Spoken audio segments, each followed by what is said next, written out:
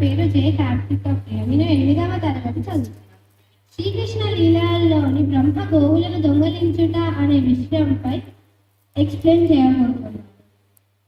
ఇది భాగవత పురాణంలోని ఒక అద్భుతమైన ఘట్టం. శ్రీకృష్ణుడి యొక్క దివ్య లీలలను పరీక్షించడానికి చేసిన ప్రయత్నం.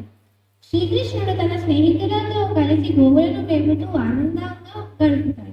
ఒకరోజు అడవిలో భోజనం చేసి ఆనందంగా ఉన్న సమయంలో బ్రహ్మ కృష్ణుడు తన స్నేహితుల ఎంగిలి భోజనం ఆరగించడం చూసి ఈ చిన్ని బాలుడు నిజంగానే పరమాత్మేనా అని పరీక్షించాలనుకుంటున్నాడు.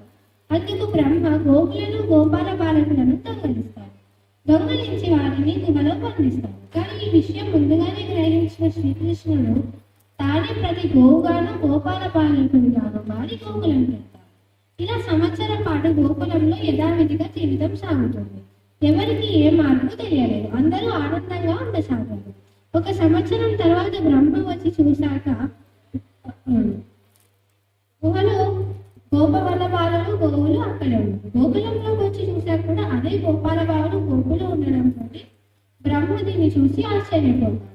కృష్ణుడు తన నిజస్వరూపాన్ని చూపిస్తాడు. దానితో బ్రహ్మకి జ్ఞానోదయమై ఈ చిన్ని కృష్ణుడు రూపంలో ఉన్నది పరమాత్మ అని గ్రహించి చేతులు జోడించి క్షమాపణ కోరుతాడు.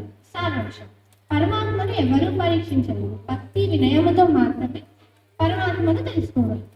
శ్రీకృష్ణుడు సర్వాంతర్యామి. జై శ్రీమన్నారాయణ.